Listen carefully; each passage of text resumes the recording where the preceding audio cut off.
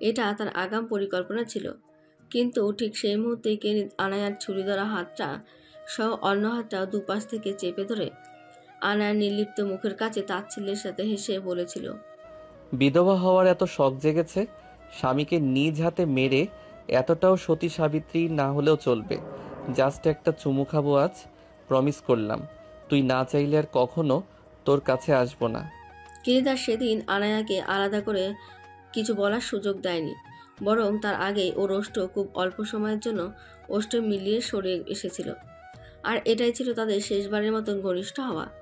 এরপর কেনিত ভুলেও ওর কাছে যাওয়ার চেষ্টাও করেনি। এবার কেনিত আনায়ার একটা ট্রিটমেন্টের জন্য পাভেলকে ডেকেছে। ও বসের ডাক শুনে সোজা বাড়িতে এসে হাজির। কেনিত ওকে একজন ভালো সাইকিয়াট্রিস্টের সাথেও কথা বলে রাখতে বলেছে। যথারীতি কেনিতের কথা মতো পাভেল সবকিছুর ব্যবস্থা করে রেখেই কেনিতের কাছে ছুটে চলে এসেছে।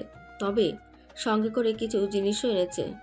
পাভেলকে দেখা মাত্রই কেনিত তার ছেলের সঙ্গে বলল, কাহিনী কি বলতো? আমার চেয়ে যেন ওর প্রতি তোর চিন্তাই বেশি। যখনই দেখি তখনই হাঁপানি রোগীর মতোই হাঁপাতে থাকিস। পাভেল মুখ ভেঙিয়ে বলল, আপনার না রইলেও আমার জীবনের মায়া দয়া আছে। আর সত্যি কথা, উনি ভালো মানুষ। আর ভালো মানুষের জন্য পাভেলের দরদ একটু বেশি উতলায়।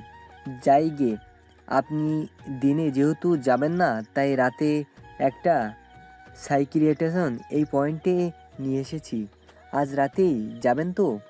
কেনিত পাভেলের দিকে নির্বিকারে তাকিয়ে বলল। হুম।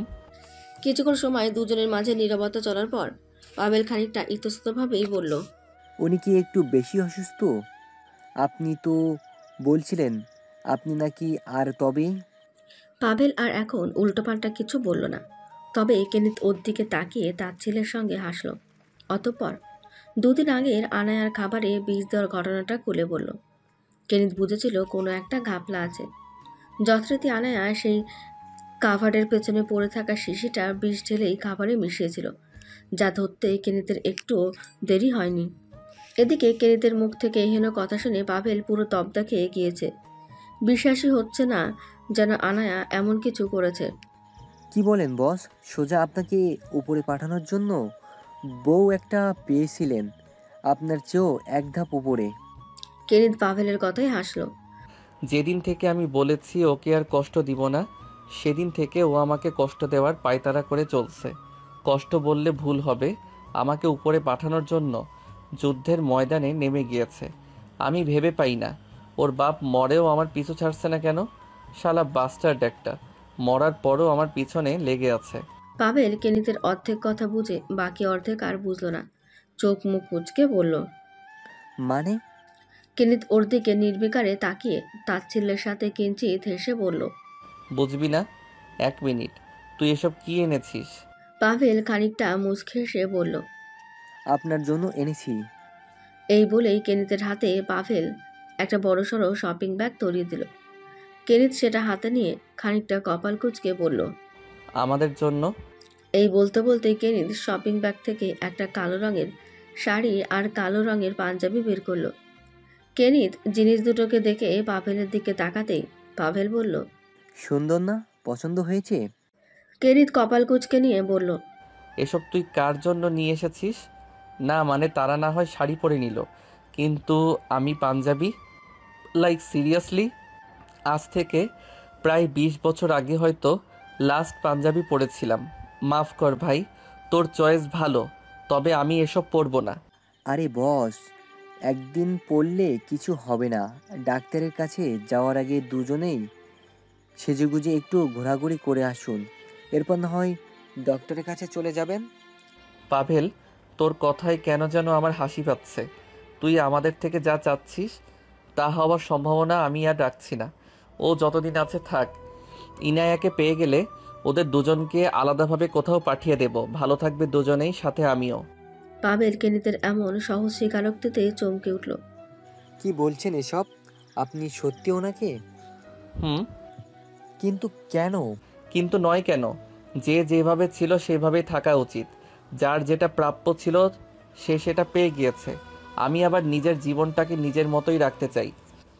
আর ওরা যদি চায় তবে ওরাও আগের মতো নিজের জীবনকে সাজিয়ে নিক, আমার কোনো আপত্তি নেই। কেনিতের এমন নরম নরম কথায় পাভেল তালগোল পাকিয়ে ফেলেছে। এমন কেনিতকে সে বহু বছরও দেখেনি, তবে এটা আজ কাকে দেখছে? বস, আমার মনে হয় ওনার সাথে সাথে আপনিও একটু নিজের চেক আপটা করে নিয়েন। আপনাকেও আমার ঠিকঠাক মনে হচ্ছে না। পাভেল ভেবেছিল কেনিত হয়তো আবারও রেগে গিয়ে কিছু বলবে, কিন্তু কেনিত তেমন কিছু না বলে শুধু মুচকে আসলো। কেনিতের চেহারাটাও পাভেলের কেমন যেন মলিন মনে হচ্ছে। আচ্ছা বস, আপনি তো বলেন উনি যদি চাই আবার নিজের মতো জীবন সাজিয়ে নিবে, তাহলে উনি যদি আবার ওই রেহান আহমেদের কাছে ফিরে যায়, তাহলেও কি আপনি কোনো আপত্তি নেই? আপত্তি থাকার কথা বুঝি। পাভেল আবারও ভড়কে গেল। এখন মনে হচ্ছে সে নিজেই পাগল হয়ে যাবে। নিজের বউয়ের অন্য কারো কাছে চলে যাওয়াতেও কিনা কেনিতের কোনো আপত্তি নেই। অনেক হয়েছে, এসব বাদ দিন। তাড়াতাড়ি দুজনে তৈরি হয়ে ঘুরে আসুন। আপনার জন্য না হলেও ওনার জন্য এই সময়ে ঘোরাঘুরি প্রয়োজন আছে। আর মানা করবেন না। কেনিত পাভেলের দিকে তাকিয়ে নিজের চেহারাটা খানিক গম্ভীর করে বলল, আমি এসব পাঞ্জাবি পরছি না, আর শাড়িটা না হয় ওকে দিয়ে আসছি। আশা করি তোর চয়েস ওর সত্যি পছন্দ হবে। খাবারে বিষ দেওয়ার ঘটনার পর কেনিত খুব অল্প সময়ই হয়তো ওর আশেপাশে গিয়েছে। কথাবার্তা যেহেতু হয় না, সেক্ষেত্রে কেনিতও কোনো প্রয়োজন ছাড়া ওর কাছে চায়নি। সন্ধ্যা রাতের দিকে কেনিত আনায়ার কাছে শাড়িটা নিয়ে গেল। রুমে গিয়ে দেখলো আনায়া বিছানার ওপরে চুপচাপ একধানে দেওয়ালের দিকে নজর ফেলে তাকিয়ে রয়েছে। চেহারাটা দিন দিনে আরো বেশি মলিন হয়ে গিয়েছে। তবে কেনিত খেয়াল করে দেখলো ইদানিং আগের চেয়ে আনায়াকে একটু স্বাস্থ্যবান মনে হয়। খাবারটা কেনিতে জোরাজোরিতে আনায়া খায়, তবে হঠাৎ এই পরিবর্তনে কেনিত খুশি হয়েছে। এই কেনিতকে দেখে আনায়ার মাঝে কোনো হেলদোল হলো না। যেভাবে থাকা সেভাবেই বসে রইল। কেনিত এই নিয়ে তেমন পাত্তা দিল না, ও জানতো এমনটাই হওয়ার ছিল। আনায়ার কাছ থেকে এখন আর এর চেয়ে বেশি কিছু আশা করাটাই বোকামি। এরই মাঝে কেনিত কিঞ্চিত মুচকি এসে আনায়ার সামনে গিয়ে বসলো। কেনিতকে নিজের মুখোমুখি বসতে দেখে আনায়ার চোখ জোড়া কেনিতের দিকেই পড়ল। মলিন মুখে নিস্তব্ধ চোখে তাকিয়ে এসে কেনিত আড়ালে দীর্ঘশ্বাস ফেলে মুচকি আসলো। অতঃপর আনার কপালে পড়ে থাকা এলোমেলো চুলগুলো দুহাতে সরিয়ে দিল। তবে এখনও সে কিছু বলল না। কিছুক্ষণ সময় একইভাবে অতিবাহিত হওয়ার পর কেনিত এক হাতে ওর গলার পাশে হাত রেখে মাথাটা খানিক নিজের কাছে টেনে নিয়ে এলো। আনায়া এখনো নির্বিকার। সে বরাবরের মতোই কিছু বলবেও না, করবেও না। এখন তো আগের মতো আর কষ্ট দেই না। দেই বল, তবে এমন কেন করছিস? আমি অশান্তিতে থাকলে তোর শান্তি হয়, তাই না? কেনিতের চোখে আজ ভিন্ন কিছু। গলার স্বরটাও যেন করুণ মনে হচ্ছে। নিজের অদ্ভুত পরিবর্তন করে যেন সে আজ আনায়াকে অনুনয় করছে, অথচ আনায়া নির্বিকার। কেনিত আনায়ার নিস্তব্ধতায় নিজেকে সামলে নিল। গাল থেকে হাত সরিয়ে আনায়ার হাতে কালো রঙের শাড়িটা ধরিয়ে দিয়ে বলল, পাভেল এনেছে, এক জায়গায় যেতে হবে, পছন্দ হলে পরে ফেলিস। কেনিত এই বলেই আনায়ার কাছে সরে এসে রুম থেকে বেরিয়ে পড়ল। বরাবরের মতো কেনিতের গায়ে একটা কালো রঙের টি শার্ট আর কালো রঙের প্যান্ট। বড় বড় চুলগুলো এবার একটু ঠিকঠাক করে বাঁধা। কেনিত নিচে পাভেলের সাথে টুকটাক কাজ নিয়ে কথা বলছিল। অনেকক্ষণ হয়ে যাচ্ছিল, বিধায় পাভেল একটু তাড়াতাড়ি করার জন্য উদ্বেগ হলো। আনায়া তৈরি হয়ে নিচে আসার কথা, কিন্তু আনায়া যেহেতু আসছে না, সেজন্য কেনিত নিজেই কিছুটা বিরক্ত হয়ে উপরে চলে গেল। কেনিত রুমের কাছে এসে বিড়বিড় করে বলতে লাগলো। একটু রেডি হতেই এত দেরি? কেনিত রুমে প্রবেশ করে আনায়ার দিকে তার নজর পড়তেই তার কথা থেমে গেল। কেনিত নিজেও খানিকটা থমকে গিয়েছে। আচমকা নিঃশ্বাসও ভারী হয়ে গিয়েছে। মনে হচ্ছে যেন তার শ্বাসনালী অকার্য হয়ে পড়েছে। কেনিত ধীর পায়ে সামনের দিকে এগিয়ে গেল। আনায়ার নিস্তব্ধ চোখে আয়নায় নিজেকে দেখছে। আনায়ার এক হাত তার পেটের ওপর। ফর্সা ত্বকে কালো রংটা অসম্ভব সৌন্দর্যের সাথে ফুটে উঠেছে। শাড়িটা খুব সাধারণ, ব্লাউজটা কনুই পর্যন্ত। আনায়ার মুখে নেই কোনো আলাদা প্রসাধনী। একদম সাধারণ একটা মলিন চেহারা, তবুও সৌন্দর্যের ঐশ্বর্য যেন সর্বাঙ্গে বিরাজ করছে। কেনিত এতক্ষণ আনায়াকে পেছন থেকে আয়নাতেই দেখছিল। একটা সময় আয়নার পাশে গিয়ে দাঁড়াতে আনায়া কেনিতের দিকে ফিরে তাকালো, সঙ্গে আলগোছে পেট থেকে হাতটা সরিয়ে ফেল। কেনিত ওর দিকে খানিকটা রুদ্ধশ্বাস চাহনিতেই তাকিয়ে রয়েছে। আনায়া নির্বিকার রইল। কেনিতকে স্বাভাবিক মনে হচ্ছে না। বেচারার হঠাৎ দম বন্ধ হয়ে আসছিল। কেনিত নিজেকে কোনো মতে সামলে নিয়ে অসহনীয় চাহনির সাথে বলতে চাইল, তবে হেই ব্লাড, আজকে শেষবার। এরপর কোনো দিন আমার সামনে কালো শাড়ি পরে আসবি না। না না, আর কখনো শাড়ি পরবি না। আমার অসহনীয় লাগে, একটু ভালো লাগে না। শাড়িতে তোকে একটু ভালো লাগে না। কিন্তু এসবের কিছুই কেনিত বলল না। বেচারার কথাও গলায় আটকে গিয়েছে। কেনিত পাশে ফিরে জোরে শ্বাস ফেলল। অতঃপর আনায়ের দিকে তাকিয়ে বলল, আর কখনো শাড়ি পরার প্রয়োজন নেই, দেরি হয়ে যাবে। আজ না হয় এভাবেই যাই।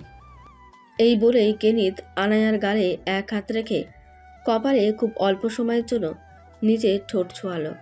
এরপর আনায়ার হাত ধরে যাওয়ার জন্য উদ্বেগ হতেই আনায়া অস্পষ্ট স্বরে বলল, আমার খিদে পেয়েছে। হঠাৎ আনায়ার মুখের কথা শুনে কেনিত তড়িৎ পেছনে ফিরে তাকালো। আনায়া একদম আগের মতোই রয়েছে। তবে কেনিতের শুরু থেকেই মনে হচ্ছে যেন আনায়া কিছু বলতে চায়। ওর চোখ দুটোর গভীরতা ঠিক তাই জানান দিচ্ছে। কেনিত এই নিয়ে কিছু জিজ্ঞেস করেনি। তবে এখন ভাবছে খাবার খাওয়াতে খাওয়াতে কিছু জিজ্ঞেস করে জানলে জানাও যেতে পারে। আপাতত কেনিত খানিকটা উদ্বেগের সাথেই বলল, ঠিক আছে, আমি খাবার নিয়ে আসছি, তুই আগে খেয়ে নিস, এরপর না হয় দুজনে বের হব। কেনিত এই বলে দ্রুত নিচে চলে গেল খাবার আনতে। নিচ থেকে খাবার সাজিয়ে রুমের কাছে আসার এই সময়ের ব্যবধানটা খুব বেশি ছিল না। তবে উদ্বেগপূর্ণ কেনিত প্লেট হাতে রুমের কাছে পৌঁছাতেই কোনো ভারী কিছু পড়ে যাওয়ার বিকট আওয়াজ শুনতে পেল। মুহূর্তে সম্পূর্ণরূপে ও থমকে গেল। বিস্ময়ের সাথে প্লেট হাতে অতি দ্রুত রুমে প্রবেশ করতেই এক রুদ্ধশ্বাস পরিস্থিতিতে পড়ে গেল। এক আকাশ সমান ভয় এসে কেনিতের মাঝে আছড়ে পড়ল। আপনা আপনি হাত থেকে খাবার সহ প্লেটটা পড়ে গিয়ে ভেঙে গেল।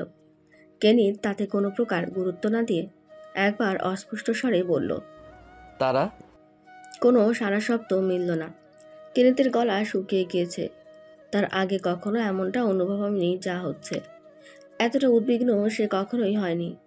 কেনিত নিজেকে যতটা পারল সামলে নিয়ে বারান্দায় গেল। গিয়ে দেখলো সেখানেও আনায়া নেই।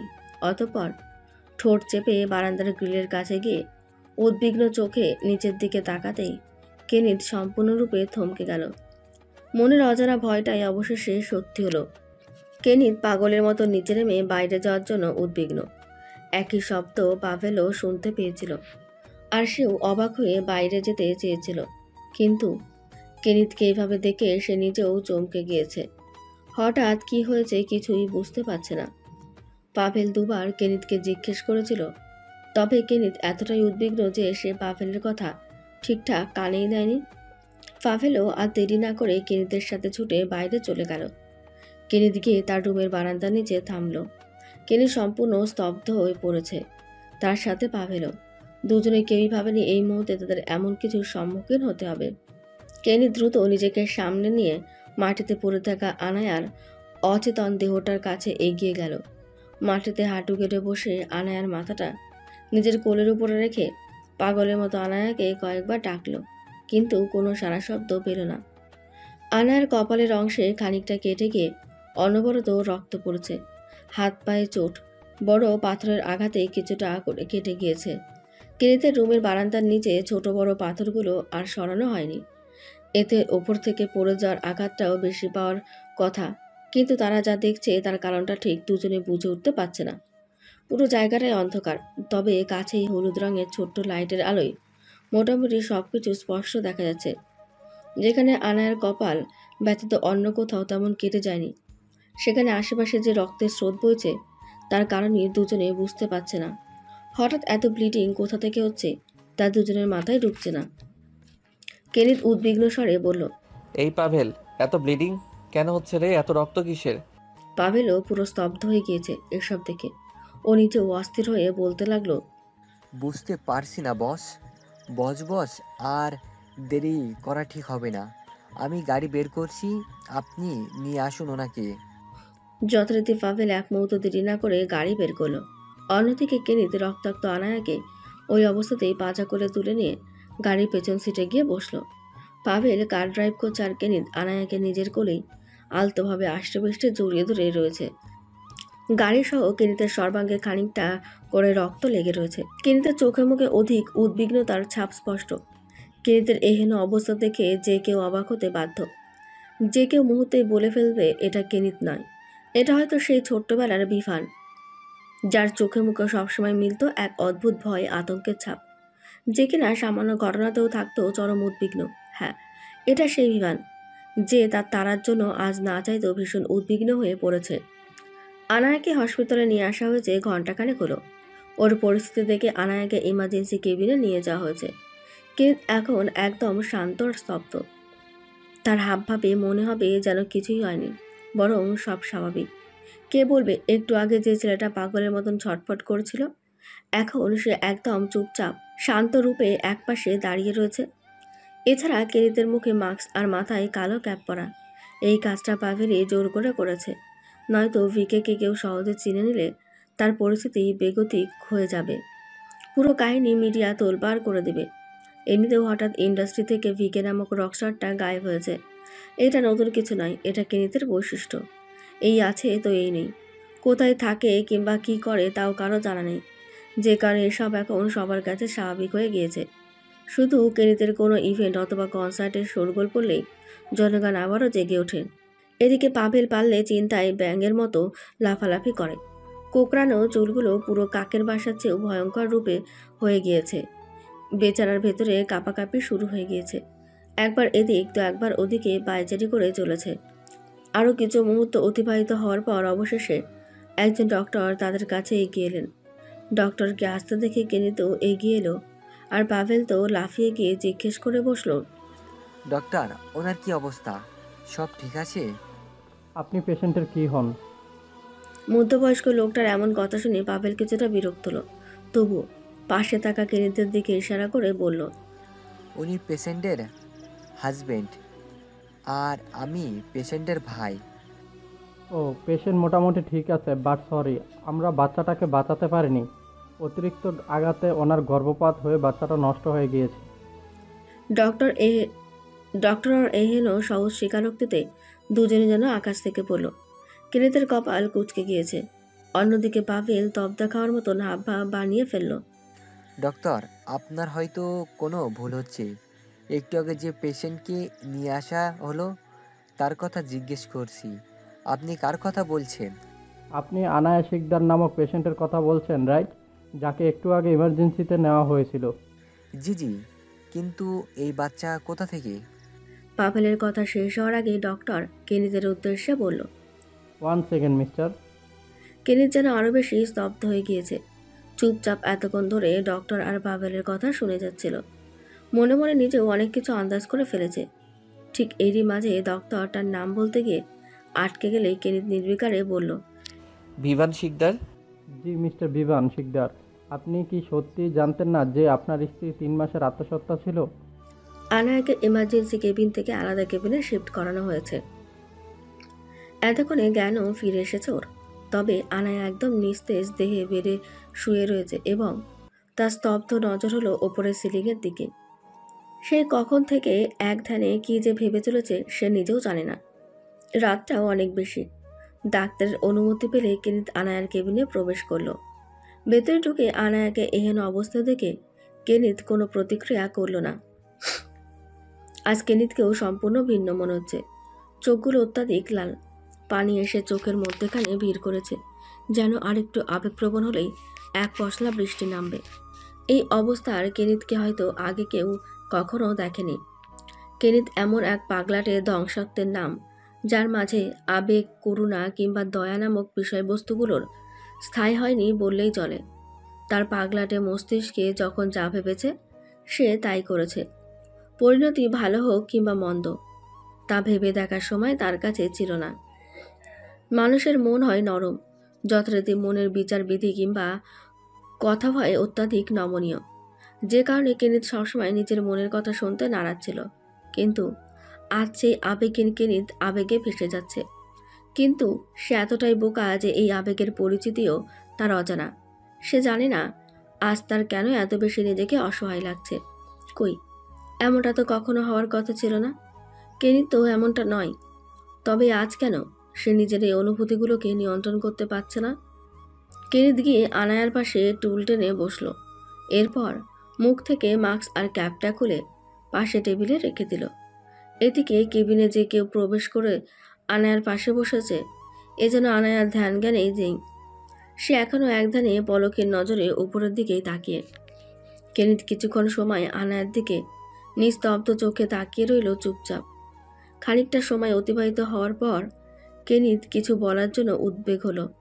তবে সে খেয়াল করে দেখল সে কিছু বলতে পারছে না, তার আওয়াজই যেন বের হচ্ছে না।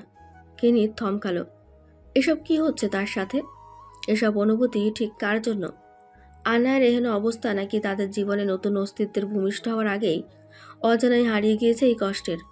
আচ্ছা, বাচ্চাটা তো তারই নিজস্ব অস্তিত্বের একটি অংশ ছিল, তাই না? যেমনটা আনায়ারও। তবে আনায়া এমনটা কেন করলো? কেনিত পুরনো ছোটোখাটো অনেক কিছু একসাথে মিশিয়ে ভেবে দেখেছে যে আনায়া হয়তো এই বিষয়ে আগেই জেনেছিল কিংবা বুঝতে পেরেছিল। তবে একটিবারও কি তা জানানোর প্রয়োজন মনে হলো না? তারও তো অধিকার ছিল, রাইট? সন্তানটা শুধু আনায়ার নয়, বরং তারও ছিল। তবে আনায়া কেন? কেনিত জোরে জোরে শ্বাস ফেলল। কয়েকবার খানিকটা জড়তা নিয়ে ঢোক গেল। রুদ্ধশ্বাস পরিস্থিতিতে ডুবে যাচ্ছে সে। মনে মনে আবারও ভাবল যে এইসবের জন্য সে দায়ী কিনা। এতদিন পর্যন্ত নিজেকে কোনো কিছু দায়ভার না দিলেও আজ দিতে হচ্ছে। মনে হচ্ছে এসব তার জন্যই হয়েছে। আনায়ার সাথে যা করা ছিল তা সে প্রথমেই করে নিয়েছিল, প্রয়োজনের চেয়ে বেশি হয়তো। কিন্তু পরবর্তীতে কেন সে বুঝতে পারেনি যে দুটো বিপরীত লিঙ্গের অস্তিত্বের মিলনে আরও একটি অস্তিত্বের সৃষ্টি হয়? তার তো এই নিয়ে আগেই ভাবা উচিত ছিল, তাই না? অথচ সে কিনা সব কিছুকে হেয়ালি ভেবেছে। সব কিছুতেই তার এই গা ছাড়া ভাবনা চিন্তার জন্যই আজ এমন ফল ভোগ করতে হচ্ছে। হ্যাঁ, হয়তো সব দোষ শুধু তারই। তার পাগলামির জন্য কতগুলো অস্তিত্ব মিশে গিয়েছে, কতগুলো অস্তিত্ব আজ ভঙ্গুরে পরিণত হয়েছে। তার হিসেব কি কেনিত রেখেছে? না, রাখেনি। কারণ কেনিত কখনোই নিজের কোনো কাজের জন্যই অনুশোচিত হয়নি। সে যা করছে তা সবসময় তার কাছে একদম ঠিকঠাকই মনে হয়েছে। কেনিত হয়তো আজ তার মনের কথাগুলো শুনতে ব্যস্ত, যে মন শুধু তাকে প্রতিনিয়ত সব কিছুর জন্য দোষারোপ করে যাচ্ছে। কিন্তু তার পাগলাটে মস্তিষ্ক এতেও বাগড়া দিয়ে বসল। কেনিত আচমকা দ্বিধাদ্বন্দ্বে পড়ে গিয়ে ভাবতে লাগলো, সব দোষ শুধু তার একা হয় কি করে? আনায়া যেসবে ভুক্তভোগী, সেও তা অনেক ছোট বয়সে সেসবের ভুক্তভোগী হয়েছে। মানা যায় যে কেনিত আনায়ার সাথে যা করেছে তা হয়তো অত্যন্ত বাড়াবাড়ি ছিল, কিন্তু সে কি পারতো না নিজের সন্তানের কথা ভেবে কিছুটা স্যাক্রিফাইস করতে? কেনিত কি তাকে এতটাই কষ্ট দিয়েছিল যে আনায়া তাকে এভাবে শাস্তি দিল? কিভাবে নিজের সন্তানকে শেষ করলো? তবে কি আনায়া ওর বাবার মতো নিজ স্বার্থে সব কিছু করতে পারে? নিজ সন্তানকে হত্যা করতেও দ্বিধাবোধ করে না? কেনিত আচমকা এসব ভাবতে গিয়ে অস্থির হয়ে উঠল।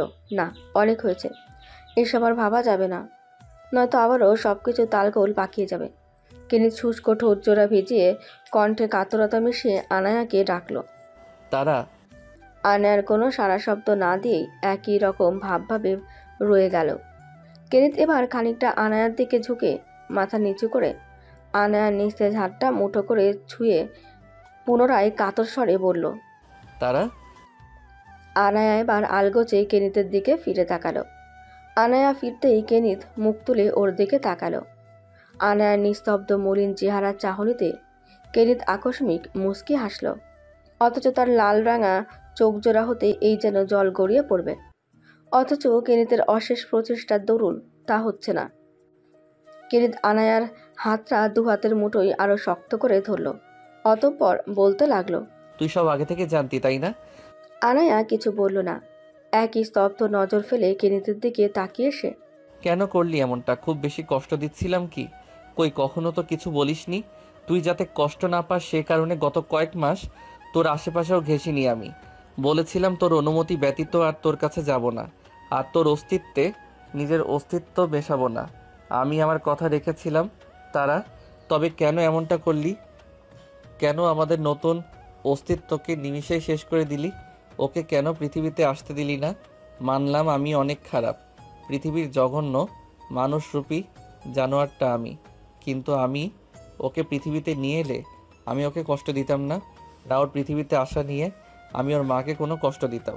আচ্ছা, আমি না হয় সত্যি অনেক খারাপ, আমাকে কষ্ট দিতে হয়তো তুই এই কাজ করেছিস, সব মানলাম, কিন্তু ও তো তোরও সন্তান ছিল, তুই তোর মা, তাই না? তাহলে মা হয়ে কেন এমনটা করলি? কই অনু আন্টি, আমার মা কেউই তো এমন ছিল না, তারাও মা ছিল, আর মা তো সন্তানের জন্য নাকি সব করতে পারে, তবে তুই কেন? কেনিত বলতে বলতে হাঁপিয়ে উঠল। তার এইটুকু বলতেই যেন শত কষ্ট পোহাতে হলো।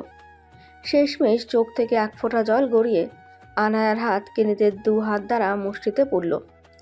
কেনিতের সব কথাই আনায়া নির্বিকার চোখে পলকহীন কেনিতের দিকে তাকিয়ে শুনেছিল।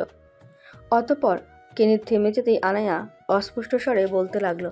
কি করেছি আমি? কেনিতের মাথা নিচের দিকে ঝুঁকেছিল। আনায়ার কথা শুনে কেনিত ওর দিকে তাকালো। মুহূর্তেই আনায়ার হাবভাবে কেনিতের চোখ মুখে গাম্ভীর্যের ছাপ পড়ল। কেনিত কিছু বলল না, বরং তার আগেই আনায়ার স্তব্ধ চোখ জোড়ায় পানি এসে ভিড় করলো। আর আনায়াও বলতে লাগলো, ওরা কি চলে গিয়েছে আর আসবে না? আমাকে নিতে আর আসবে ওরা? আর আসবে না ওরা? তাহলে আমি কি আর যেতে পারবো না? কেনিত বিস্ময়ের সুরে বলল। কি বলছিস এসব? আনায়ার চোখ হতে জল গড়িয়ে পড়ল। ও ঠোঁট উল্টে বলতে লাগলো, তার মানে ওরা আমাকে রেখেই চলে গিয়েছে? ওরা আর আসবে না আমাকে নিতে? কেনিত উদ্বিগ্ন হয়ে বলল, কী সব বলছিস? কার কথা বলছিস তুই? কে নিতে আসবে না? বাবা আর একটা ছোট্ট ছেলে। বাবা আর একটা ছোট্ট ছেলে, অনেক ছোট, আমায় মা বলে ডাকতো।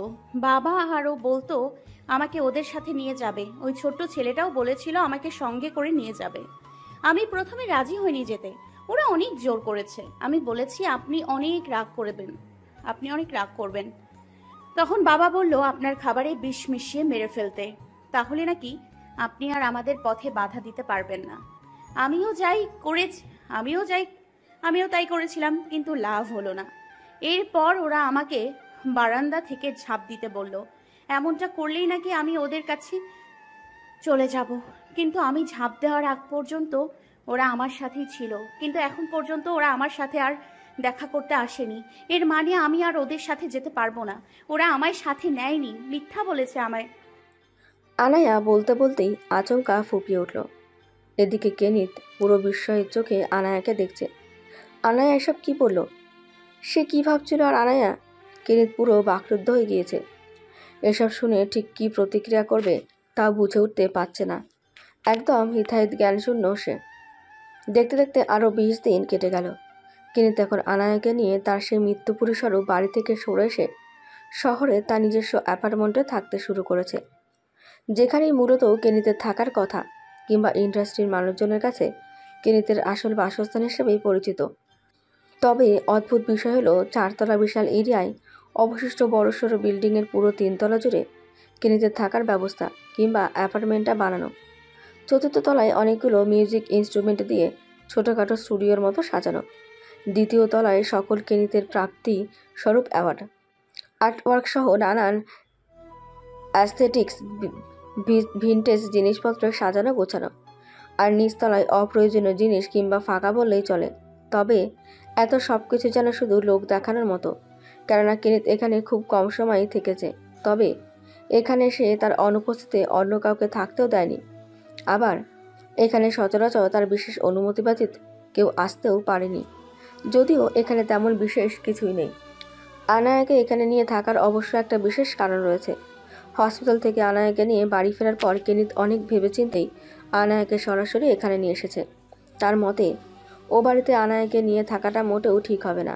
সঙ্গে এখানে আসার পরদিনই একজন সাইকিয়াট্রিস্টকে সে তার অ্যাপার্টমেন্টেই নিয়ে এসে আনায়ার চেক আপ সহ ট্রিটমেন্টের ব্যবস্থা করেছে। কিন্তু মধ্যবয়স্ক সাইকিয়াট্রিস্ট আনায়াকে দেখতে এলেই কেনিতের সাথে খানিকটা ভেজাল লেগে যায়।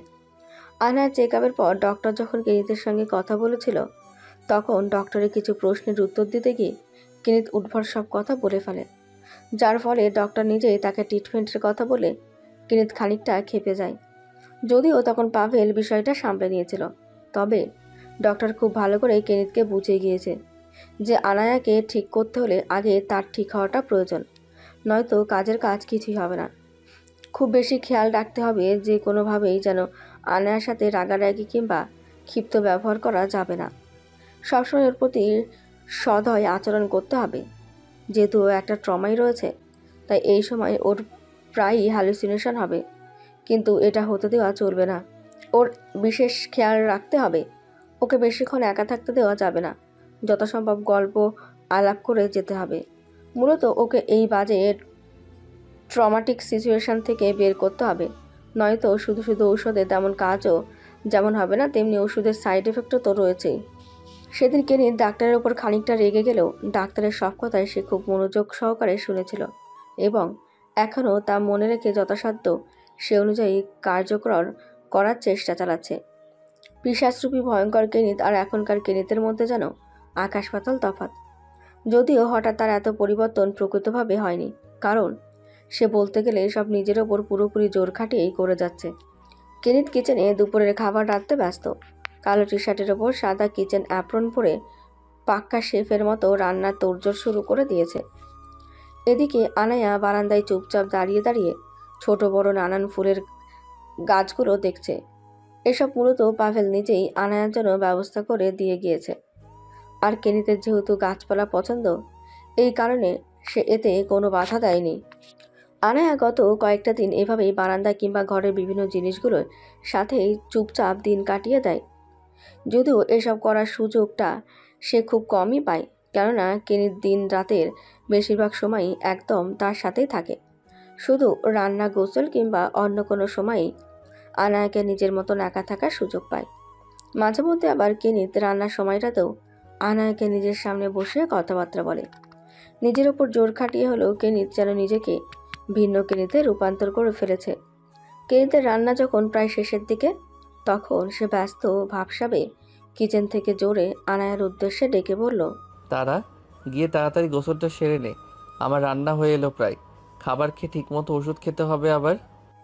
কেনিতের এই সম্পূর্ণ কথা জুড়ে ছিল একজন দায়িত্ববান পুরুষের শাসনের প্রভাব। কেনিতের এই স্বরে না ছিল কোনো ক্ষিপ্ততা কিংবা রাগের আভাস। এ যেন এক ভিন্ন রূপের কেনিত। আনায়াও কেনিতের আদেশ শুনতে পেয়ে নিজের ধ্যান থেকে বেরিয়ে এলো। তার মূল সমস্যা হলো সে খানিকটা সময় একা রইলেই কি যেন সব ভাবতে শুরু করে, আর সেইগুলোই মূলত আনায়ার মস্তিষ্ক বিকৃত করার মূল কারণ। তবুও আনায়ার মাঝে আগের চেয়ে অনেকটাই পরিবর্তন এসেছে। পরিবর্তন বলে ভুল হবে, বলা চলে অবস্থার উন্নতি হয়েছে। কেননা আনায়া এখনও সে আগের মতন চুপচাপ বাকরুদ্ধ হয়ে থাকে সবসময়। শুধু যখনই কেনিত সেধে এসে তার সাথে হাজারখানেক বকবক করে, তখন গিয়ে হয়তো একটা শব্দ তার মুখ থেকে নিজ ইচ্ছেতে বেরিয়ে আসে। তবে কেনিতের জন্য এটাই বড়সড় সার্থকতা, কেননা হস্টেল থেকে ফেরার পর প্রায় এক সপ্তাহ আনায়ার অবস্থা অত্যন্ত বাজে ছিল। সেই অবস্থা থেকে আজ এই কয়েকদিনে প্রায় অনেকটাই উন্নতি হয়েছে। আনায়া কেনিতের কথা মতো চুপচাপ বাথরুমে চলে গেল গোসল সারতে। এদিকে কেনিতের রান্না শেষ। কেনিত সুন্দর করে খাবারগুলো সার্ভিং ডিশে তুলে নিয়ে ডাইনিং টেবিলে সাজিয়ে রাখলো। এরপর খাবারগুলো ঢেকে রেখে দেখতে গেল আনায়া গোসলে গিয়েছে কিনা। ও গোসলে গিয়েছে তা বুঝতেই কেনিত নিজেও গোসল করতে চলে গেল। আনায়ার একটু আগে কেনিত নিজেই গোসল শেষ করে বেরিয়ে এলো। এরপর হেয়ার ড্রায়ার দিয়ে নিজের বড়সড় চুলগুলো শুকাতে শুকাতেই আনায়াও বাথরুম থেকে বেরিয়ে এলো। কেনি ড্রেসিং টেবিলের সামনে দাঁড়িয়ে চুল শুকাচ্ছিল, আর তখনই কাচুমাচু হয়ে বাথরুম থেকে বেরিয়ে আসতে থাকা আনায়াকে দেখতে পেল। আনায়াকে দেখতে পেয়ে কেনিত পেছনে না ফিরে আনায়ার দিকে তাকিয়েই বলল, এদিকে আয় তাড়াতাড়ি। আনায়াও আচমকা কেনিতের কথা শুনে খানিকটা কেঁপে উঠল। অতঃপর আয়নায় নিজের নজর ফেলতে সে কেনিতকে দেখল। কেনি যতই নিজেকে আনায়ার জন্য বন্ধুসুলভ বানানোর প্রচেষ্টা করুক না কেন, তার হাস্যরসে ঘেরা কিংবা সাধারণ কথাতেও একটা গাম্ভীর্যের আভাস থাকে। কি হলো? এদিকে আয় তাড়াতাড়ি। আনায়া এবার আর দেরি না করে কেনিতের কাছে এগিয়ে গেল। কেনিতের পাশে আর পেছনে গিয়ে চুপচাপ মাথা নিচু করে দাঁড়িয়ে রইল। কেনিত নিজের চুলগুলো এক হাতে হেয়ার ড্রায়ার দিয়ে অন্য হাতের সাহায্যে নাড়াচাড়া করে ওড়াতে ওড়াতেই আনায়াকে পরখ করে দেখল। মাথার চুলগুলো সাদা তোয়ালে দিয়ে পেঁচানো, পরনে কালো সাদার মিশ্রণে ঢিলেঢালা কুর্তি। ফর্সা চেহারা গোসলের পর আরও বেশি উজ্জ্বল ফর্সা হয়ে উঠেছে। মুখ আর গলায় বিন্দু বিন্দু পানির কণা যেন জলজল করছে। কেনিত এসব পরখ করতে গিয়ে আচমকা ঢোক গেল। অতঃপর নিজেকে সামলে নিয়ে ঠোঁট ভিজিয়ে আনায়ার উদ্দেশ্যে বলল। পেছনে দাঁড়িয়ে কি করছিস? আমার সামনে আয়। আনায়া কেনিতের কথা শুনে মুখ তুলে আয়নায় তাকিয়ে কেনিতকে দেখল। এরপর চুপচাপ এগিয়ে গিয়ে কেনিতের একদম পাশে যেতেই কেনিত ওর এক বাহু ধরে টেনে নিয়ে নিজের সামনে এনে দাঁড় করালো। বরাবরের মতো কেনিতের পরনে কালো রঙের ট্রাউজার আর টি শার্ট। এটা আর নতুন কি? ওর কাছে কালো রঙের একই রকমের টি শার্ট যে কয়েকশোটা আছে সে নিজেও জানে। দেখলে মনে হবে সবগুলোই একই। আয়নাকে নিজের সামনে দাঁড় করানোর সঙ্গে সঙ্গে মাথা থেকে সাদা তোয়ালেটা আলগোছে খুলে ফেলল কেনিত। কেনিতের হাবভাব একদম স্বাভাবিক, কিন্তু আনায়াকে দেখলে মনে হয় ওর মাঝে কেনিতকে নিয়ে এক দৃঢ় সংকোচ কিংবা জড়তা রয়েছে। শুধু কেনিতের ক্ষেত্রে বললে ভুল হয়, আনায়া ইদানিং পাভেল কিংবা অন্য কারোর সামনেও একই আচরণ করে। কেনিত নির্বিকারে আরেকটু এগিয়ে গেল, যার ফলে আনায়ার পিঠটা কেনিতের প্রশস্ত বুকে গিয়ে ঠেকল। কেনিত নির্বিকারে আয়নাতে আনায়ার জড়তা সংকোচপূর্ণ মলিন মুখটাকে দেখে আড়ালে খানিকটা দীর্ঘশ্বাস ফেলল। অতঃপর আনায়ার চুলগুলো নিজ হাতে হেয়ার ড্রায়ার দিয়ে শুকাতে লাগলো। আনায়া খানিকটা মাথা নিচু করে চুপচাপ দাঁড়িয়ে, কোনো নড়চড়ও করছে না। তখনই কেনিত নির্বিকারে স্বরে বলল, মাথাটা একটু উপরে তোল। কেনিতের কথা শোনা মাত্রই আনায়া মুহূর্তেই মাথাটা উঁচু করে তুলতেই আয়নাতে কেনিতের চোখে চোখ পড়ে গেল। আজ কি কোথাও ঘুরতে যাবি? আনায়া নির্বিকারে চাহনিতে কেনিতকে দেখতে থাকলো, তবে কিছু বলল না, যে কারণে কেনিত নিজেই বলল, এখানে আসার পর এখনো পর্যন্ত কোথাও যাওয়া হয়নি। তুই বললে আজ কোথাও ঘুরতে যাব। কেনিত আনায়ার চুলগুলো ধীরে ধীরে এপাশ ওপাশ করে প্রায় শুকিয়েই নিয়েছে, তবে এবারও আনায়া কিছুই বলল না, যে কারণে কেনিতের চুল শুকানো হয়ে গেলেই আনায়াকে নিজের দিকে ঘুরিয়ে বলল, খাবারটা না হয় এখানেই আনছি, তুই চুপচাপ এখানেই থাক। এই বলেই কেনিত একটা প্লেটে তার রান্না করা কিছু খাবার যেমন ভাত, সবজি, মাংস সাজিয়ে সঙ্গে এক গ্লাস পানি নিয়ে এলো। কেনিত রুমে এসে দেখলো আনায়া সোফায় পা দুটো তুলে জড়সড় হয়ে বসে রয়েছে। কেনিত গিয়ে ওর পাশে বসতেই আনায়া পাশে ফিরে কেনিতকে দেখল। কেনিতও আর কোনো ভনিতা না করে আরও খানিকটা আনায়ার কাছে এগিয়ে গিয়ে খাবার লকমা তুলে আনায়ার মুখের সামনে ধরতেই আনায়া নির্বিকারে তা মুখে তুলল। এসব নতুন নয়, এই কয়েকদিনে আনায়া কিংবা কেনিত দুজনেই এসবে অভ্যস্ত হয়ে গিয়েছে। গোসলের পর আনায়ার চুল শুকানো কিংবা তেল দিয়ে দেওয়া, যথাসময়ে রান্না করে খাবার খাইয়ে দেওয়া, এইগুলোই এখন কেনিতের নিত্যদিনের কাজে পরিণত হয়েছে। এই কয়েকদিন অবশ্য অনেকটা চেষ্টা করেই বাঙালি বিভিন্ন রান্নাগুলোও শিখে ফেলেছে। খাবারের স্বাদ খুব বেশি আহামরি না হলেও একদম ফেলে দেওয়ার মতো নয়। মোটামুটি আনায়া সেসব খাবার ভালো করেই খেয়ে নিতে পারে। খাবার খাওয়ানোর সময় কিছুক্ষণ পর্যন্ত দুজনের মাঝে কোনো কথাবার্তা হলো না। একটা পর্যায়ে কেনিত বলল, একটা গল্প শোনাতো আমায়। আনায়া কেনিতের দিকে তাকালো, পুনরায় মলিন মুখটা নিচু করে ধীর সুরে বলতে লাগলো, এক ছিল রাজা আর এক ছিল রানী। তারা দুজন একটা সুন্দর প্রাসাদে থাকতো, কিন্তু রাজাটা রানীকে অনেক বেশি কষ্ট দিত, কারণ রানীকে কষ্ট দিলে রাজা অনেক খুশি হয়। আনায়া এইটুকু বলে থেমে গেল। তার মনে হলো এই গল্প বলাটা হয়তো ঠিক হয়নি, কিন্তু চোখে আচমকা কেন যেন জল এসে ভিড় করলো। কেনিত তাচ্ছিলের সাথে হেসে বলল, তোর গল্পের রাজাটা মনে হয় আমি, তাই না? আনায়া কেনিতের দিকে মুখ তুলে তাকাতেই কেনিত ওর ছলছল চোখ জোড়ার দিকে তাকালো। আপাতত আর এই নিয়ে কিছু বলবে না, না বলাটাই ভালো।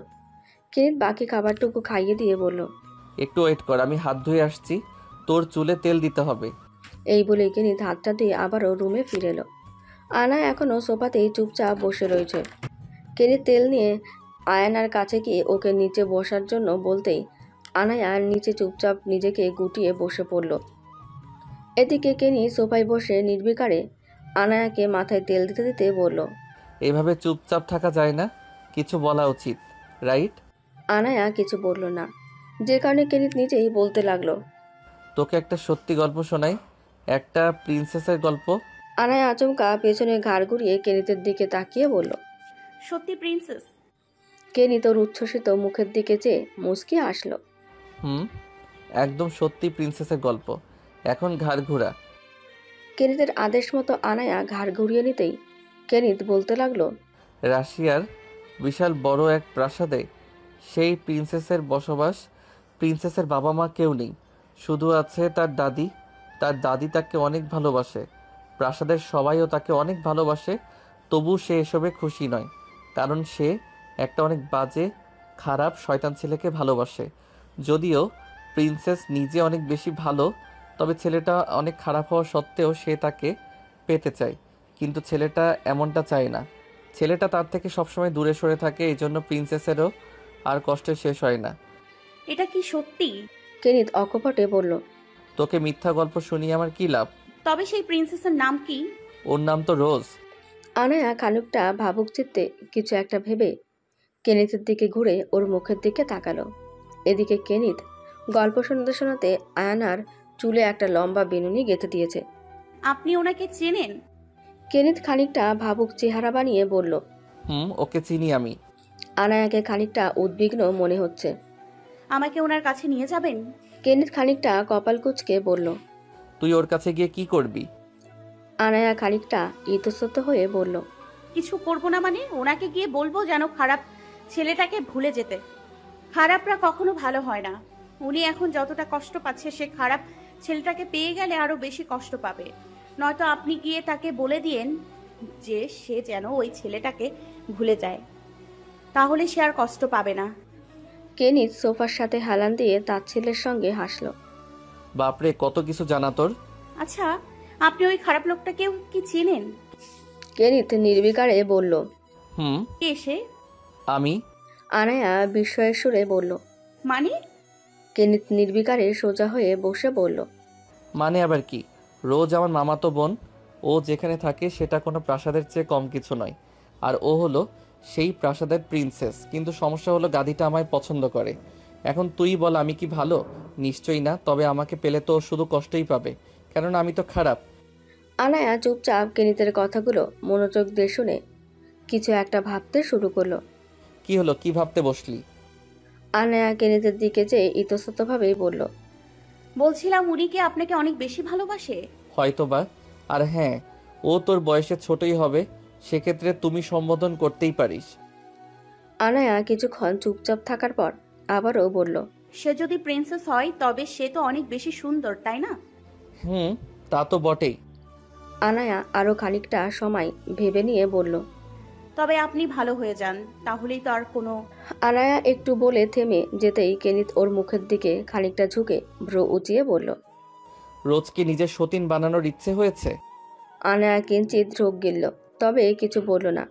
বরং কেনিতি আয়ানার উদ্দেশ্যে তীক্ষ্ণ সুরে বলল। উঠে দাঁড়া। আনায়া কয়েকবার চোখের পলক ফেলল, অতঃপর কেনিতের কথা বুঝতে পারি ততক্ষণে উঠে দাঁড়ালো। আনায়া উঠে দাঁড়ানোর সাথে সাথেই কেনিত ওর হাত টেনে নিয়ে নিজের উরুতে বসালো। আনায়াও চুপচাপ নিজেকে গুটিয়ে নিয়ে চুপচাপ বসে রইল। কেনিত আনায়ার কোমরে এক হাতের সাহায্যে খানিকটা টেনে নিল, অতঃপর দু হাত দিয়ে শক্ত করে কোমর পেঁচিয়ে নিল। এদিকে তাকা। আনায়া মাথাটা নিচু করেছিল বিধায় কেনিত আনায়াকে নিজের দিকে তাকাতে বলল। আনায়াও যথারীতি কেনিতের দিকে তাকালো। কেনিত খেয়াল করে দেখলো আনায়ার চোখে মুখে এখন যথেষ্ট জড়তা সংকোচ ফুটে উঠেছে। কেনিত খানিকটা পর্যবেক্ষণ করার পর আনায়ার উদ্দেশ্যে বলল। আমি অনেক খারাপ, তাই না?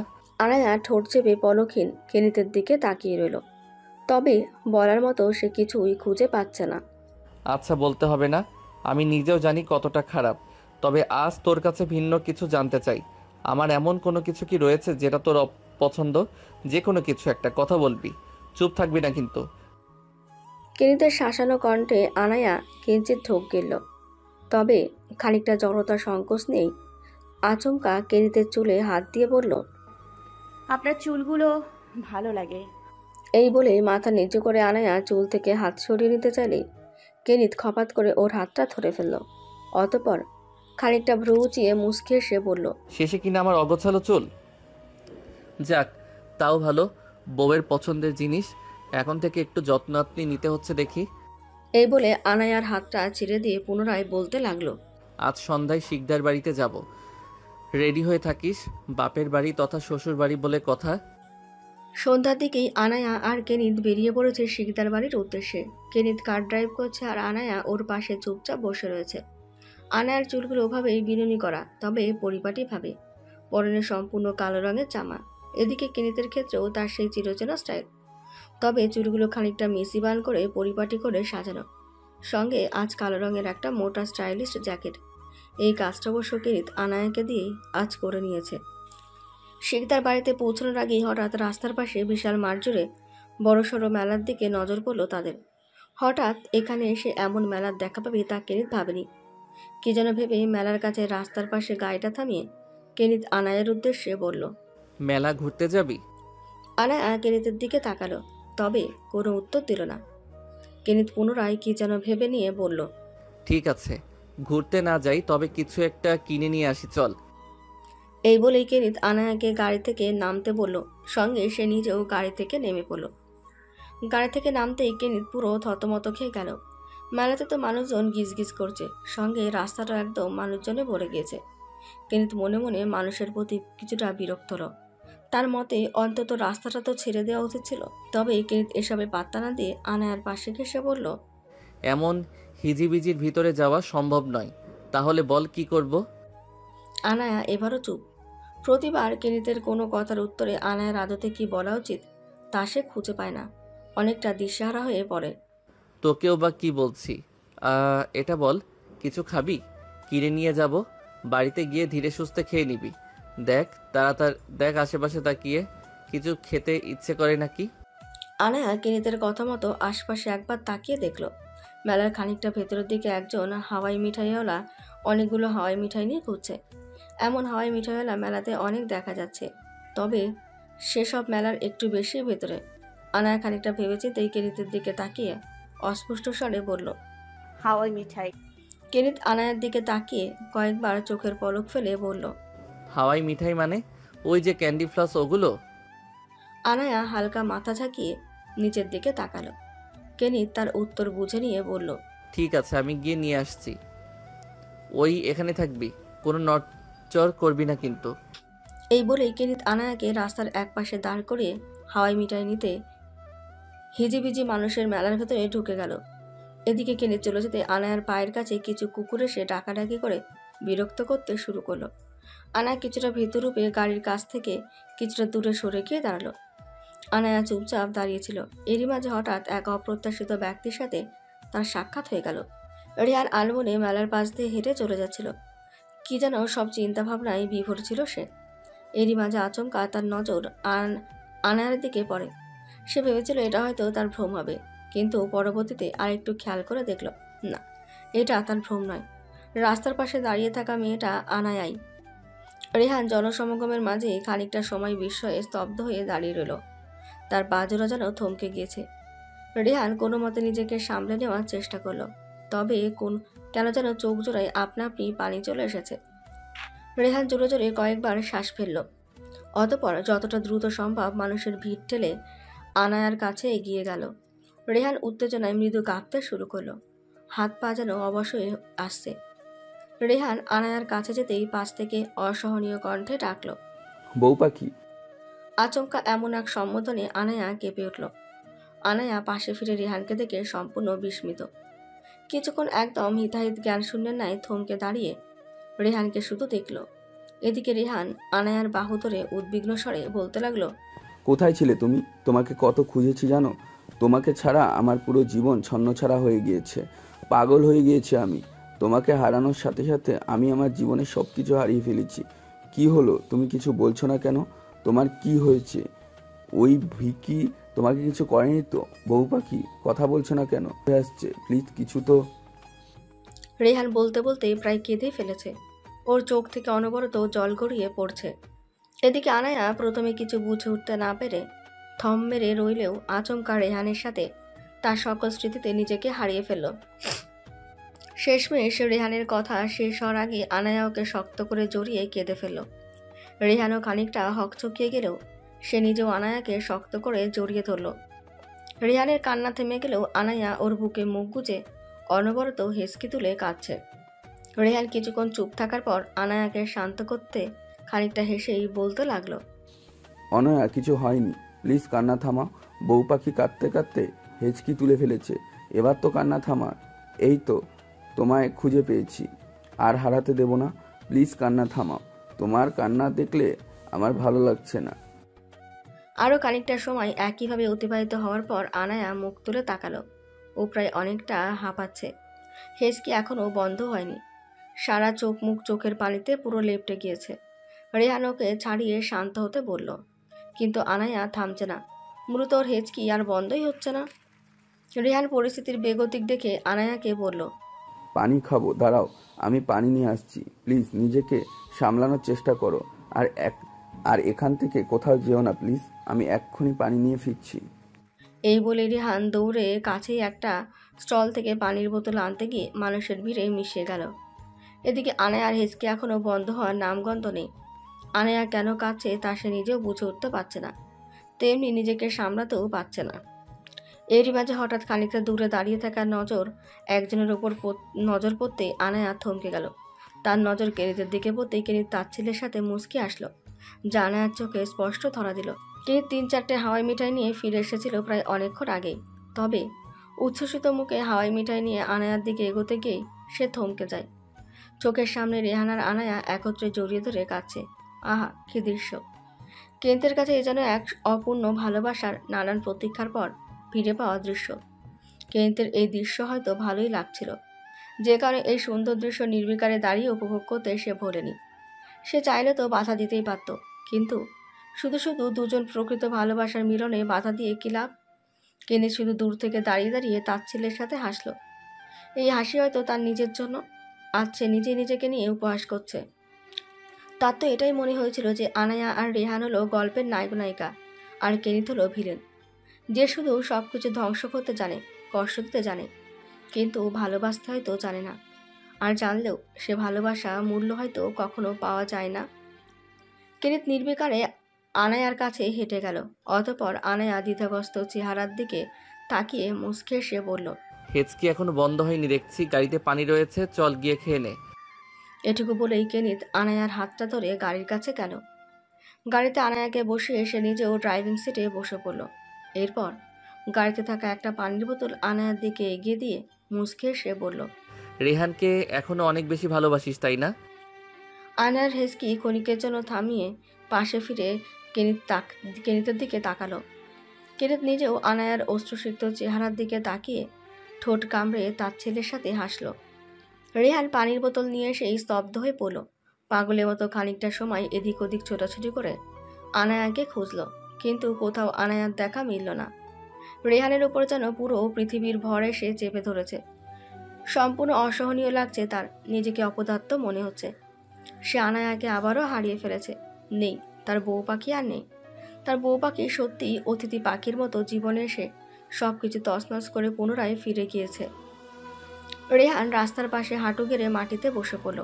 এত জনসমাগমের মাঝে এক নিঃস্ব প্রেমিক আজ ভালোবাসা হারানোর তৃষ্ণায় কাঁদতে বসেছে। রেহান মাথা নুইয়ে 2 হাত দিয়ে মুখ ঢেকে অঝরে কেঁদে চলেছে। ছেলে মানুষের যে কাঁদতে নেই, এই মঞ্চতন্ত্র আর রেহানের জন্য প্রযোজ্য নয়। রেহান পুনরায় সব হারিয়ে নিঃস্ব। সাই সাই করে গাড়ি চলছে। আনায়া অতিরিক্ত কান্নার রেশে মাঝে মধ্যে ফুপিয়ে উঠছে, তবে ও একদম চুপচাপ। সঙ্গে কেনিতেও অকপটে সামনের দিকে তাকিয়ে চুপচাপ গাড়ি চালাতে ব্যস্ত। কেনিত আজ আনায়াকে নিয়ে ঠিক কোথায় যাচ্ছে তা সে নিজেও জানে না। আজ সে গন্তব্যহীন পথে রওনা হয়েছে, তাও সঙ্গে আজ আনায়া। এক জনমানবহীন নির্জন রাস্তায় তার গাড়িটা চলছে। আশেপাশে অসংখ্য বড় বড় গাছপালা রইলেও মানুষের সংখ্যা হয়তো খুবই ক্ষীণ। মাঝে মাঝে 2-1টা গাড়ি ব্যতীত তেমন কোনো ঝঞ্ঝাট নেই। আচমকা কেনিত ভিন্ন এক রাস্তা ধরে এগোতে লাগলো। রাস্তাটাও বেশি সুবিধাজনক নয়। আশেপাশে তেমন আলো নেই, তবে আনায়া গাড়ির হেডলাইটের জন্য মাঝে মধ্যে বাইরেটা খেয়াল করার পাশাপাশি কেনিতের গতিবিধি লক্ষ্য করছে, কিন্তু কিছু বলছে না। এরই মাঝে কেনিত খানিকটা দূরে রাস্তার পাশে ছোটোখাটো কিংবা মাঝারি খাদ রয়েছে এমন জায়গায় এনে গাড়ি থামালো। অতঃপর গাড়ির সাথে হেলান দিয়ে দীর্ঘশ্বাস ফেলে চোখ বুঝল। আনায়া কিছু বলছে না, ও চুপচাপ গুটিয়ে বসে রয়েছে। এরই মাঝে কেনিত চোখ বুজে থাকা অবস্থায় বলল, তখনকার প্রশ্নের উত্তরটা কিন্তু পাইনি আমি। আনায়া জানে না কেনিতের এই কণ্ঠে কী ছিল, তবে মুহূর্তেই অদ্ভুতভাবে আনায়া কিঞ্চিত কেঁপে উঠল। তবে আনায়া পাশে ফিরে কেনিতকে দেখল না। ও চুপচাপ মাথা নুইয়ে বসে রইল। ভালোবাসা কি জিনিস তা আমি বুঝি না, এটা ঠিকঠাক সংজ্ঞাও জানা নেই আমার। আর সবচেয়ে বড় কথা, আমি মানুষরূপী একটা জানোয়ার, এবং জানোয়াররা কখনো ভালোবাসতে জানে না।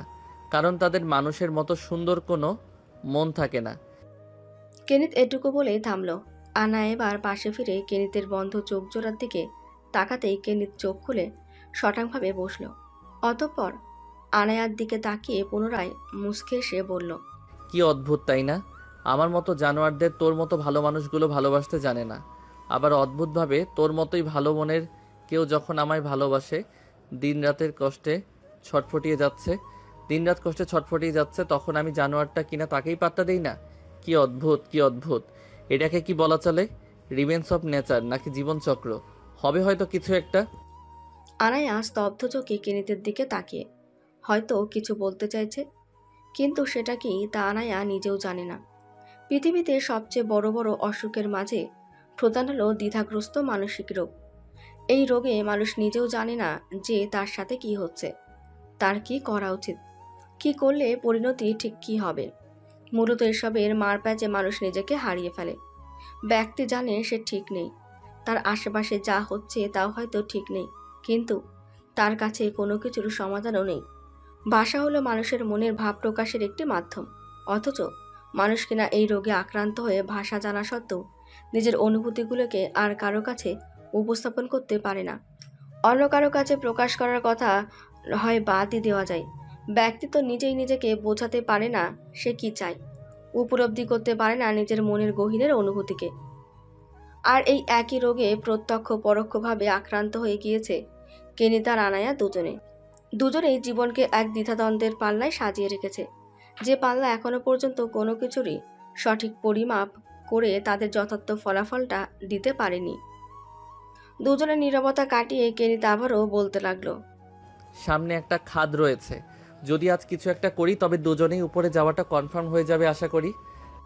কেনিতের কথা শুনে আনায়া খানিকটা আঁতকে উঠে কেনিতের দিকে তাকালো। কেনিত নির্বিকারে গাড়ি স্টার্ট দেওয়ার প্রস্তুতি নিতে নিতে বলল, আশা রাখছি আমার সাথে যেতে তোর কোনো আপত্তি নেই। এই বলতে না বলতে কেনিত প্রায় ফুল স্পিডে গাড়ি স্টার্ট দিয়ে সামনে এগোতে লাগলো। কেনিত স্বাভাবিক হাবভাবের মাঝে আনায়া বিস্ময়ে কি করবে বুঝে উঠতে পারল না। চোখে জল চলে এসেছে, সঙ্গে সে নিচেও হিতাহিত জ্ঞানশূন্য হয়ে পড়েছে। আনায়া আতঙ্কে একবার বাইরে দেখছে তো একবার কেনিতের দিকে। কেনিত হাসছে, পাগলের মতো শব্দহীন হয়ে হাসছে। আনায়া উপায় না পেয়ে কেনিতের হাতটা স্টিয়ারিং থেকে সরাতে নিলেই কেনিত স্পিডটা এবার সর্বোচ্চ করে স্টিয়ারিং থেকে হাত সরিয়ে নিল। এটা দেখে আনায়া আরো বেশি বিস্মিত হলো। সামনে তাকিয়ে দেখলে হেডলাইটের হলুদ আলোতে প্রায় বড়সড় খাদের দেখা যাচ্ছে। আনায়া ফুপিয়ে কেঁদে উঠে বলল, এমনটা কেন করছেন? প্লিজ থামান, আমি আর কখনো আপনাকে ছেড়ে। কেনিত আনায়ার কথা শেষ হওয়ার আগেই ওকে হাঁস কাটানে নিজের কাছে টেনে নিল এবং খুব দ্রুত নিজের মোটা কালো জ্যাকেটের মাঝে আনায়ার মাথাটাকে ঢেকে দিয়ে ওকে নিজের সাথে শক্ত করে চেপে ধরল। এরপর অসহনীয় কণ্ঠে তাচ্ছিল্যের সাথে হেসে বলল, আমার গল্পের ইতি না হয় এখানেই ঘটলো, আর তুই বেঁচে রইলে ওই রেহানের কাছে চলে যাস। ও তোকে অনেক ভালোবাসবে, আর তোদের সেই সুন্দর ভালোবাসায় এই জানোয়ারটা কখনো বাধা হতে আসবে না। ভালো থাকিস মাই ব্লাড। কেনিতের কথা আনায়া শেষ পর্যন্ত শুনতে পেল কিনা তার আগেই এক বিকট ভাঙচুরের আওয়াজে ওর পুরো মস্তিষ্ক ঘুরে গেল। বুঝতে পারছে না ওর সাথে ঠিক কি হলো, তবে আনায়ার খেয়াল করলো তার চোখজোড়া ক্রমশ বন্ধ হয়ে আসছে। সঙ্গে এই অনুভব করলো যে কেনিতের শক্ত বন্ধনটাও আলগা হয়ে এসেছে। আচ্ছা, কেনিত কি তাকে রেখেই চলে গেল যেভাবে তার বাবা আর সন্তান ছেড়ে গিয়েছে? না না, এটা হয় না। কেনিতের শক্ত বন্ধনে জ্যাকেটের মাঝে রুদ্ধশ্বাস পরিস্থিতির সঙ্গে সবকিছু অন্ধকার তো লাগছিলই, তবে আনায়ার মনে হলো এভাবে সারা জীবন কেনিতের জন্য রুদ্ধশ্বাস হয়ে বাঁচাটা মন্দ কিছু ছিল না। কিন্তু এখন তো নিজেকে সর্বোচ্চ পর্যায়ের অসহায় লাগছে। চারপাশটা ইতিমধ্যে ঘুটঘুটে অন্ধকার হয়ে এসেছে। আনায়া ভাবলো সে কি কোথায় ব্যথা পেয়েছে কিংবা কোথাও কেটে গিয়ে রক্ত চলছে হতে পারে। এই নিয়ে তার আফসোস নেই, নিজেকে নিয়ে তার বিন্দুমাত্র কষ্ট হচ্ছে না। তবে তার অসহনীয় লাগছে কেনিতের জন্য। ইতিমধ্যে যেভাবেই হোক একবার অত্যন্ত সে কেনিতকে দেখতে চায়। মনে প্রাণে শেষবারের মতো হলেও সে কেনিতকে দেখতে চায়। আচ্ছা, তার ইচ্ছেটা কি ঠিক? তার জীবনের সব কষ্ট, সব দুর্ভোগ কিংবা পুরো জীবনটা তো শুধু কেনিতের জন্যই ধ্বংস হয়েছে। তবে এই মুহূর্তে কেনিতের জন্য যে অনুভূতি জন্মাচ্ছে তা কি আদতে ঠিক হচ্ছে? আনায়া জানে না। এই শেষ সময়ে মস্তিষ্কের বিশ্লেষণে আর কোনো দ্বিধাদ্বন্দ্ব তৈরি করতে চাইছে না। এবার শুধু মনে হচ্ছে জীবনের শেষ সময়ে শেষবারের মতো অন্তত কেনেতের মুখটা দেখতে চায় সে। মা হয়ে নিজের সন্তানকে শেষ করার মতো জঘন্য পাপ করেছে।